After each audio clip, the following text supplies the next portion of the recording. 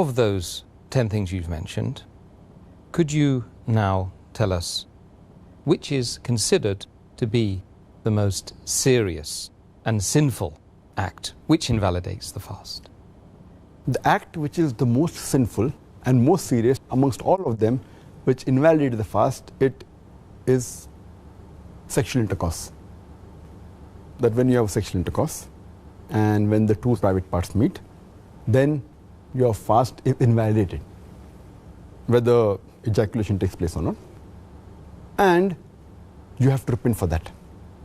You have to complete the fast for that day and you have to make it up later, and you have to pay a penalty, that's kafara.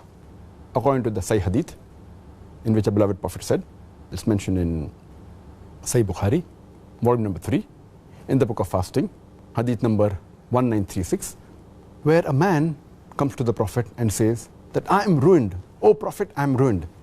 The Prophet says, what is the matter? The man says, I had sex with my wife while I was fasting. So the Prophet says that, can you free a slave? So the man says, no, I cannot. Then the Prophet asks, can you fast consecutively for 2 months? Can you fast continuously for 60 days? The man says, no, I cannot. Then the Prophet says that, can you feed 60 poor people? And the man says no, and the hadith continues. In short, we come to know from this hadith that if any person does a sexual intercourse, it is one of the major sins. It is the most serious and sinful amongst all the things that break the fast. The person who does this sin, he should immediately repent to Allah subhanahu wa ta'ala and ask for forgiveness. He should complete his fast for that day and make up for that fast later on after Ramadan. And he has to pay a penalty, and the penalty we come to know from this hadith is that he either frees a slave if he can, if he does not have the money to free the slave, or he cannot find a slave to free, then he should fast for 2 consecutive months. Fast for 60 days. If he cannot do that also, then he should at least feed 60 poor people. And these are the 3 options that have been given for a person to pay as a penalty, as a kafara. But if a person can do the first thing, he should not jump to the second or the third. The first is freeing a slave. If he cannot do that, if he doesn't have the money or cannot find a slave, then he can go to the next option, that is fasting consecutively for 60 days. If he cannot do that, if he is unable to do that, continuously fasting for 60 days, if he fasts for a few days and then one day he doesn't fast, he should start again. He should fast consecutively for 60 days.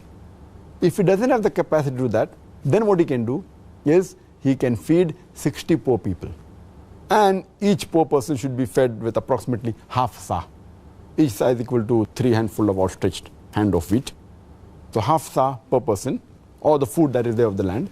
So 60 poor people you should feed. This is the kafara, the penalty for a person who breaks a fast by having a sexual intercourse. The amount of food, just to clarify that, for my own benefit, if you like.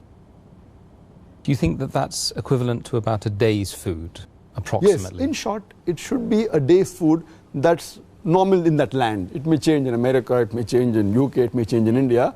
But at that time, it was like one of these says that one man requires half sa of meat. And each sa of meat is outstretched, 2 hands is outstretched. And the amount of wheat that comes in, that's equal to sa. So half of 3. The other hadith says that 1 mud of meat, that is equal to 1 outstretched hand of wheat. The other hadith says that equivalent to fill a poor man's appetite, his stomach. So in short, you should feed a poor person, 60 poor people you should feed. Approximately what is the food of that land that you should feed him. And if you can't find people in your land who are poor, then you look for the nearest place, or? Yes, anyway. And that's difficult in today's world that you cannot find 60 people to feed. I don't know any place in the world where you cannot find 60 people to feed. It may not be a locality, but if you just go to the next locality in your city, surely, in your country, surely you can find. I wish to Allah subhanahu wa ta'ala may that time come. Ameen, ameen. Which will come, inshallah. Inshallah, inshallah.